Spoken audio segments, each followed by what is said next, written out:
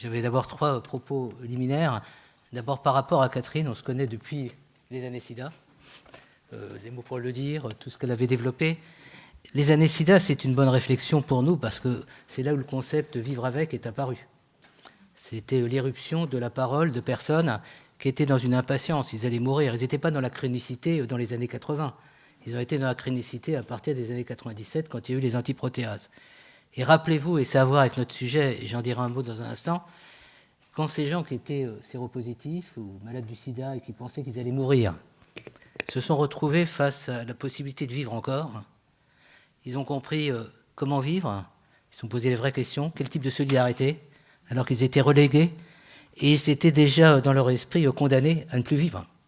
Et redonner vie à la vie, redonner sens à la vie, redonner un sentiment d'appartenance a été un grand défi. Donc, c'était le premier point que je voulais dire par rapport à la question. On a aussi évoqué Georges Canguilhem, et il dit des choses importantes sur la maladie. Il dit la maladie, ça nous falsifie en quelque sorte, et notre relation à soi au monde en devient complètement différente. Donc, il dit d'ailleurs, c'est comme si on était faux. Il y a quelque chose de l'ordre de quelque chose qui nous dénature. Comment retrouver sa vérité, puisqu'elle a été ébréchée, elle a été abrasée par la rencontre avec une maladie dont on ne guérit pas. Parce que la chronicité, c'est aussi ça. C'est une maladie perpétuelle, d'une certaine manière. Elle ne s'achèvera, la maladie, sauf si on a les carticelles, j'allais dire, avec toutes les nouvelles technologies. On voit qu'il y a tout un ensemble d'avancées. Mais il faut vraiment prendre en compte ce qu'est la maladie et la chronicité.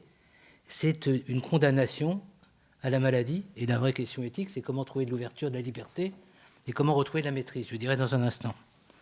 Puis le troisième point, parce que je sais qu'Alain Toledano, auquel je rends vraiment pas l'hommage du médecin ou de l'inventeur de l'Institut Raphaël, mais on peut dire aujourd'hui, quelques années plus tard, une certaine forme de philosophie. Une philosophie de l'engagement et une philosophie de la relation. Et un de ses philosophes de prédilection est Emmanuel Lévinas. Et Emmanuel Lévinas, c'était son fils Michael qui me le confiait. Il est mort en décembre 1995. Avant de mourir, il disait « Qu'attendons-nous » Et la question de la chronicité, c'est aussi la question de l'attente. Et la désespérance ou l'usure de l'attente. La fatigue de l'attente aussi. C'est-à-dire que, qu'on le veuille ou qu'on ne le veuille pas, quand on est dans un combat pour essayer de trouver une guérison, pour trouver une issue, c'est une chose. On a un objectif, on a un repère. On peut se mobiliser. Mais quand on est dans un temps avec ses incertitudes, avec ses va-et-vient, ces moments de rencontre favorables après une consultation ou de moments d'inquiétude parce qu'il y a une récidive, c'est ça aussi la chronicité, la lourdeur de l'expérience existentielle. Et donc, je vous demande vraiment de méditer. Qu'attendons-nous? Est-ce qu'il y a encore quelque chose à attendre? Alors, je ne vous dirai pas l'interprétation philosophique qu'on peut en faire. Si j'avais, parce que le temps est compté, 3 points ou 4 points évoqués, je les évoquerai au nom des personnes qu'on rencontre dans notre cercle éthique de l'Institut Raphaël. Et je vous invite à nous y rejoindre un jour ou l'autre, à intervenir. Donc, depuis à peu près 5 ans, depuis le début, on a créé un cercle éthique avec des personnes qui sont accompagnées, qui parcourent la maladie à travers ce qu'il est apporté au niveau de la prise en soin globale de la personne à l'Institut Raphaël. Puis on fait venir philosophes, on fait venir aussi des professionnels. C'est un échange intéressant. La semaine prochaine, on abordera la question de la confiance. Se faire confiance, c'est aussi une question importante. À qui on fait confiance quand on a aussi été défié par son corps? Parce que la maladie fait éruption aussi par surprise, quelquefois. On ne s'y attend pas. Et d'une certaine manière, on a l'impression qu'on a été trahi à la fois par soi-même, par son corps, il y a même une culpabilité, puis une trahison qui envahit tout l'espace, puisque ce n'est pas uniquement la maladie. C'est une intrusion, j'allais dire violente, un tsunami, que d'une certaine manière, auquel rien ne nous prépare, d'une certaine façon. Et donc je prenais juste quelques éléments que je glane. Moi, je fais ma culture éthique depuis des années à Raphaël. Et j'aime autant vous dire que, je ne sais pas si on est professeur d'éthique à Raphaël, on est avec un compagnonnage assez unique, et de temps en temps, on a l'éruption d'Alain Toledano, qui vient nous lancer sur un certain nombre de pistes. Je pourrais vous raconter toute la soirée ce qu'on apprend, et quelquefois d'inattendu. Donc, premier point, qu'est-ce que c'est vivre la condition de la maladie et d'être réduit malgré tout dans sa pensée, tu l'as dit, dans son obsession, au fait qu'on est malade? Qu'est-ce que ça signifie, cette empreinte de la maladie, et en quoi c'est un statut d'une certaine manière pour certains, mais en quoi aussi c'est la perte de toute capacité de maîtrise et même de se projeter dans l'avenir. La durée, en quelque sorte, de la chronicité est une durée pesante dont on ne sait pas quelle sera l'issue et on ne sait plus quelle stratégie d'espérance mener. Ça veut dire que, et c'est le premier point, ça renvoie à la question de la solitude, c'est souvent la relégation, l'incapacité de se penser, de le penser, et sans les autres, et c'est là où la solidarité est importante, la solidarité nationale. On ne peut pas dire, tout à l'heure, Alain a évoqué la solidarité, on est une vraie solidarité, on est un pays qui ne laisse pas les gens, qui ne les abandonne pas en général. Mais comment la société se mobilise, quel type de solidarité? Quand on voit l'Institut Raphaël, c'est une communauté de solidarité. Donc les uns les autres se soutiennent. Mais il y a aussi la vie en société. Et c'est vrai qu'il y a quelque chose de très intime dans l'expérience de la maladie. On ne sait pas comment le partager. On veut protéger les uns les autres, toutes ces stratégies. Et on se retrouve non pas seul uniquement, mais relégué. C'est-à-dire hors temps, hors champ. Ça, c'était le premier point. Deuxième point, et tu l'as évoqué, il y a la notion de perpétuité et la notion d'irrévocabilité. C'est-à-dire comment prendre prise. Et ce que je trouve très intéressant à Raphaël, c'est la stratégie de l'instant présent. Peut-être que vous ne guérirez pas, mais réappropriez-vous votre présent. Et on est là pour être avec vous. À l'Institut Raphaël, vous l'avez dit tout à l'heure, sont souvent des personnalités de grande qualité qui sont avec un investissement fort au-delà de leur capacité professionnelle, mais ils sont dans l'instant présent, ils sont dans le toucher, ils sont dans l'acte, ils sont dans le mouvement. On n'est plus dans quelque chose de statique. Et ça fait que la personne se réanime d'une certaine façon et reprend conscience qu'elle existe, qu'elle est reconnue par un regard, par un massage, par tout cet environnement. Et je crois que c'est très important. Pas tout dire le Caire, on est dans une société extrêmement violente. C'est une société de l'indifférence, souvent de l'individualisme. Et en plus, c'est une société qui ne sait plus reconnaître la temporalité, puisqu'on est une société de l'instant présent. Donc, comment s'inscrire dans une historicité? Comment se dire, je vais vivre un parcours, alors qu'on est à zapper le quotidien. Et la personne a le sentiment d'être très vite zappée. Zappée de son milieu professionnel, par exemple, où elle ne sait plus comment elle retrouvera prise. Zappée de la vie sociale en général. Bref, déprécié. Et je crois qu'il y a quelque chose de l'ordre de périmé avant l'heure. Et on voit cette espèce d'errance, et à mon avis, ça doit être analysé d'un point de vue quasiment phénoménologique. Ensuite, troisième point, comment la maladie s'incruste, s'insinue dans notre temporalité, c'est-à-dire là où on avait des repères, là où on avait le sentiment qu'on écrivait encore une histoire. Qu'en est-il de cette histoire qu'on n'a pas envie de vivre, qu'on n'a pas envie de vivre en tant que malade? Quelles sont les possibilités de liberté? C'est pour ça que je posais comme question importante la question de la délivrance et la question de la capacité de résister. Je trouve que, par exemple, la médecine intégrative, le regard que, ne serait-ce qu'en consultation, tu portes sur une personne qui vient ravagée par l'inquiétude et l'imminence pour elle d'avoir tout perdu, y compris sa vie, l'a réconfortée en lui disant « mais il y a encore quelque chose à vivre ». Et peut-être quelque chose que vous n'auriez jamais vécu si vous n'avez pas rencontré la maladie. Ce n'est pas donner du sens à la maladie, mais c'est d'en faire quelque chose, et d'en faire un instrument. Et on voit Raphaël, mais pas qu'à Raphaël, on voit des gens qui sortent renforcés, c'est-à-dire qui revoient leur existence, qui hiérarchisent autrement leurs priorités, et qui vont véritablement à un essentiel, et qui vous disent au quotidien, mais c'est la même chose, c'est les professionnels, hein, c'est pour ça que moi je ne fais pas de sériation, ils vous disent au quotidien, non pas je tire un bénéfice, ce n'est pas la question du bénéfice secondaire qu'on emploie à mon avis d'une manière assez péjorative, c'est comment je me découvre autrement autre part, avec les quelques personnes avec qui j'ai envie de partager quelque chose. Et il y a aussi tout ce travail d'élagage, tu l'as vécu, et tu vois à quel point les essentiels restent, donc il y a aussi ces éléments à prendre en compte. Ensuite, également, je ne vais pas vous faire tout l'inventaire parce que quand je dis 5 minutes, c'est vraiment 5 minutes, en quoi la maladie détermine notre temporalité et comment, et on le voit quand on est sous traitement, il y a le rythme du traitement, il y a tout l'ordonnancement du traitement. Il y a des gens qui quelquefois dérogent, tu as dit, il y a la compliance, pas la compliance, il y a les gens qui veulent bien faire, et quelquefois des gens qui font très bien, malheureusement ça échoue. C'est aussi ça la désespérance, c'est-à-dire il n'y a pas de bonne conduite, il n'y a pas de bonne morale. La maladie est très immorale, et c'est quelque chose aussi à prendre en compte. Tout ce à quoi tu étais attaché, tout ce que tu croyais véritablement solide, d'une certaine manière, devient évanescent à certains. Donc comment retrouver de la cohérence qui n'est pas que de la rationalité? C'est pour ça que quand tu développes par exemple la dimension de spiritualité aujourd'hui, et ce que tu fais aussi, c'est-à-dire l'approche de la spiritualité, au sens non pas religieux, mais au sens de l'intériorité de la personne, l'intégrité et la capacité de dépassement, c'est quelque chose d'important. Quelques autres points, et j'en ai terminé. Un des grands défis, c'est se maintenir dans la durée. Voilà. Et je dis, pour moi, un des axes forts de Raphaël, c'est comment on accompagne la personne dans le long cours. Parce que c'est un parcours au long cours, d'une certaine manière, dont on ne sait pas comment on s'en sortira et avec qui on s'en sortira. Parce que c'est aussi un parcours où il y a énormément de renoncements personnels, mais il y a aussi des deuils. Il y a des gens qui vous quittent. Il y a des couples qui implosent. Il y a des enfants qui ne s'en remettent pas. C'est ça aussi, la chronicité. C'est-à-dire, on ne veut pas imposer à l'autre cette espèce de souffrance qui est existentielle, qui est multiple. Et donc, à épargner, il y a quelquefois de l'ordre du sacrifice. Moi, ce qui me frappe, c'est comment des gens ont cette espèce de souci de préserver l'autre, y compris en disant comment ça se passera quand je ne serai plus là, alors que je suis déjà, d'une certaine manière, plus présente à ce qu'ils attendaient de moi jusqu'à présent. Donc, ce maintien dans la durée, c'est la question du maintien.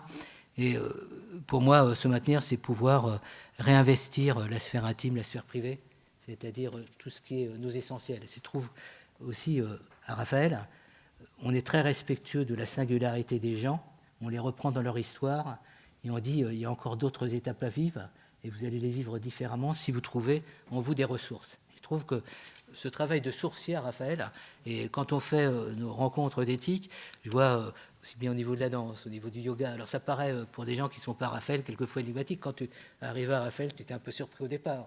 Mais quand tu vois ça concrètement, tu le touches et tu vois ce que ça construit, tu prends moins ça d'une manière distancielle et tu t'interroges sur une médecine qui est dans la technicité. Combien de personnes sont dans l'errance et ils ont la technicité, mais ils n'ont pas les moyens de vivre la maladie. Et le vécu existentiel est important. Je termine sur plusieurs points. Il y a le philosophe Koselleck qui parle des horizons d'espérance. Moi, je pense que ce qui est important, c'est de retrouver de l'espérance. Ce n'est pas de l'espérance gnognotte, ce n'est pas du TF1, c'est une espérance quasiment métaphysique. Et une espérance à laquelle s'arrimer, quel que soit ce à quoi on va être confronté. Parce que ce qui me paraît vraiment important aussi dans l'expérience de la maladie chronique, c'est l'imprévisibilité. Il peut y avoir des belles choses, et il y a des moments extraordinaires, il y a des gens qui disent je vis des choses extraordinaires, et puis il peut y avoir la catastrophe. Et c'est cet inattendu, c'est-à-dire comment s'acculturer à cette vulnérabilité existentielle dont on parle beaucoup, mais on la vit, j'allais dire intensément, et j'allais dire sans alternative. C'est là où on comprend mieux, et ça va être débattu à l'Assemblée nationale dans les mois qui viennent, dit le président de la République, la question de la fin de vie. Parce qu'à un moment donné, les gens ont le sentiment de vivre une imposture. Pas uniquement au niveau de la souffrance physiologique, mais au niveau de la souffrance existentielle et de ce sentiment de ne plus exister. Les gens ils parlent souvent même de mort sociale et d'euthanasie sociale aussi.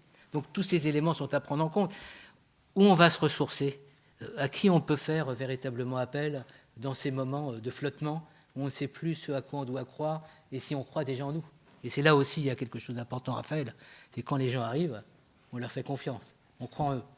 Et il y a un travail de réciprocité. On vous fait confiance, mais vous devez nous faire confiance, il y a un engagement réciproque. Et je termine sur 2 points. Je pense qu'il y a une question très importante, c'est se rapproprier le réel, c'est-à-dire dans la chronicité, comment s'arrimer, quel réel se rapproprier, la réalité, l'immédiat. Et là, on est vraiment, Madame la députée, au cœur de la vie démocratique. Et souvent, Alain nous parle du coût, de l'investissement en termes de santé, si ce n'est pas accompagné humainement par une réponse en termes de sollicitude et de solidarité politique. C'est-à-dire vous avez notre place parmi nous. On ne se contente pas de vous dire vous avez le droit à ceci ou à cela, vous avez votre place. Donc je pense qu'il y a aujourd'hui, accompagné ce phénomène, on dit qu'il y a énormément de personnes atteintes de maladies chroniques. On ne peut pas réduire la personne ni à sa maladie ni à sa chronicité. Donc comment retrouver, par exemple, je trouve que le travail de Catherine de ce point de vue-là est aussi très intéressant. Quand les gens ont traversé les écueils, quand ils ont franchi sur le front toutes les difficultés au quotidien, qu'on le veuille ou qu'on ne le veuille pas, je ne dis pas que c'est un bénéfice, mais en tous les cas, ils ont une richesse, un savoir, une culture et une expertise qu'ils peuvent partager avec d'autres, mais qu'ils peuvent aussi partager avec une société qui est épuisée aussi dans ses modèles, qui est épuisée aussi dans ses intentions et ses intentions démocratiques. Donc, moi, je terminerai à dire que à travers un peu une approche, je m'excuse, un peu synoptique, parce que j'ai la pendule devant moi. Rendez-vous à l'Institut Raphaël, nos rencontres d'éthique peuvent se prolonger quelquefois tardivement, donc vous regarderez sur le site et vous êtes les bienvenus. Je terminerai sur un point. Pour ne pas donner l'impression aux personnes qu'elles sont comme des condamnés sans issue, à la perpétuité, qu'elles vont être, j'allais dire, assistées et dépendantes de stratégies thérapeutiques plus ou moins abusives en termes d'intrusion, en termes d'abrasement de ce à quoi la personne est attachée, avec tout ce qu'il y a aussi comme atteinte et comme affront corporel, enfin je veux dire au niveau de l'image. Je dirais que ce qui me semble probablement l'enjeu le plus important, c'est l'enjeu de liberté. C'est-à-dire, pour moi, et ça revient dans ma conclusion à ce qu'est l'Institut Raphaël, c'est un lieu de vérité, c'est un lieu d'humanité et c'est un lieu de reconquête de la liberté. Et quand les gens mènent ce combat pour la liberté, ils mènent vraiment ce combat pour nos libertés en tant que démocrates. Donc je trouve que le paradigme, quand on comprend ce qui se passe là, pourrait enrichir, à mon avis, la palette politique de notre pays. Merci de votre attention.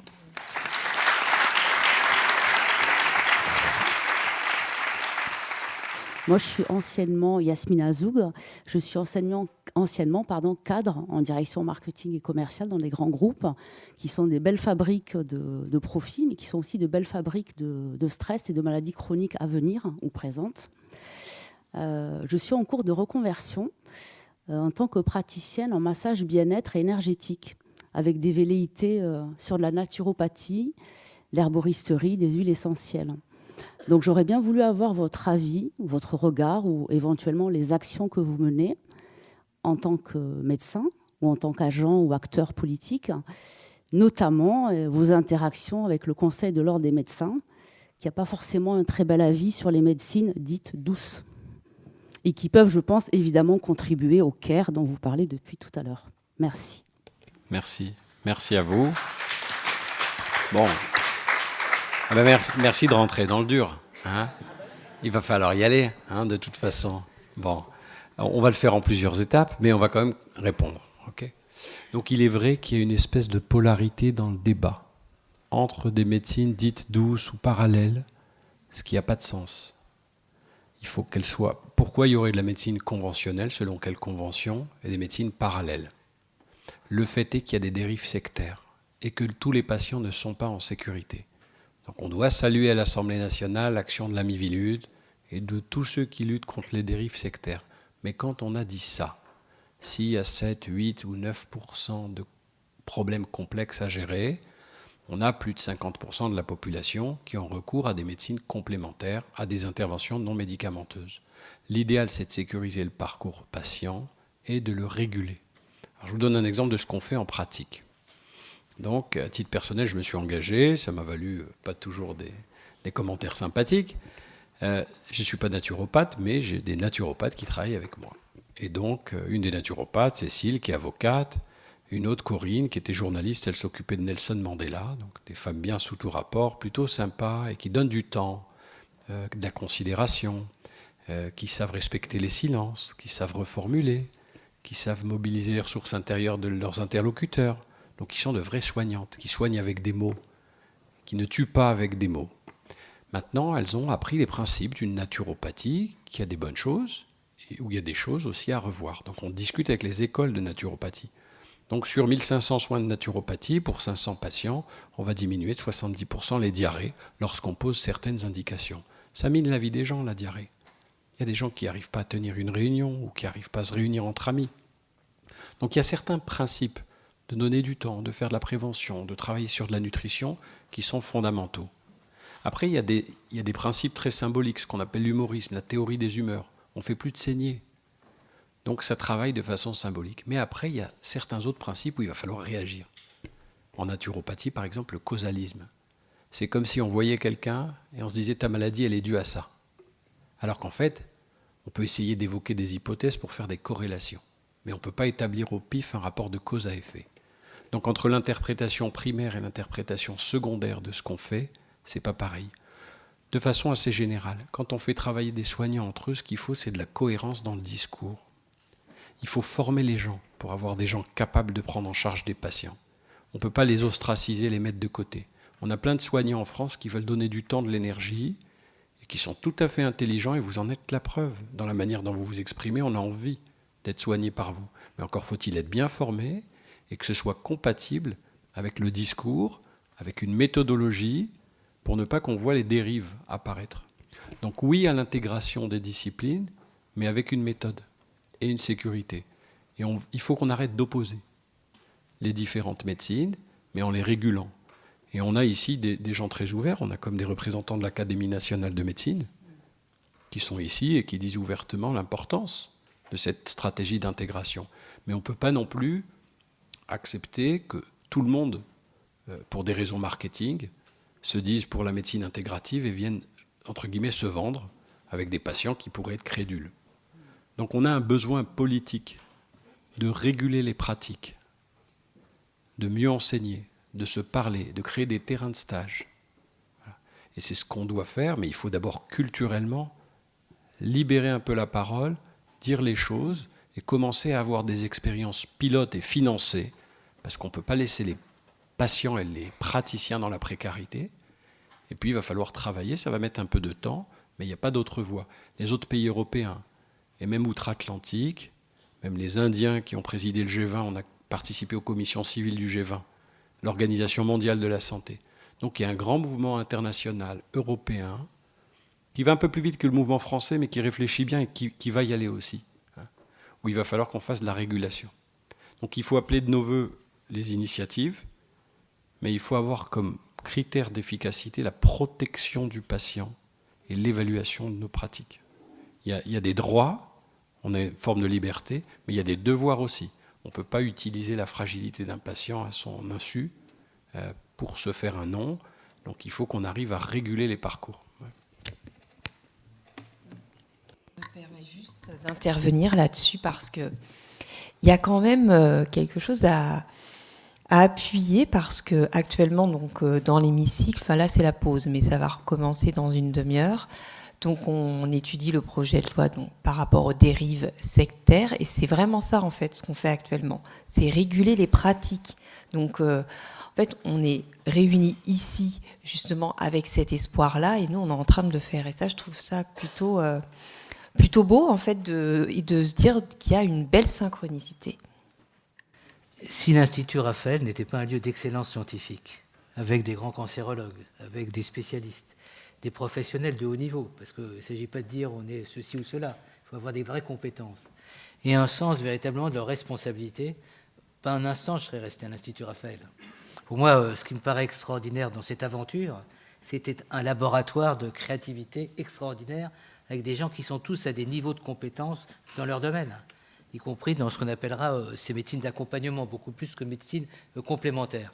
Et les gens qui sont, j'allais dire, dans cette espèce de satellite extraordinaire, de cette constellation qu'est Raphaël, ne sont pas des médecins, je veux dire, essentiellement. Ce sont des gens qui ont une compétence, qui ont développé une compétence professionnelle dans des champs qui ne sont pas des champs déconnectés aussi d'une expertise.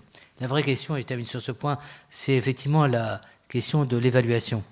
Et moi, je vois qu'à l'Institut Raphaël, le souci d'évaluation est quelque chose qui est de l'ordre de l'obsession aujourd'hui. Et à la survie de Raphaël, c'est quand même pour beaucoup lié au fait qu'on puisse être probant, en quelque sorte, dans ce qui est fait, et qu'on ne donne pas l'impression d'être dans l'approximatif et dans l'amateurisme.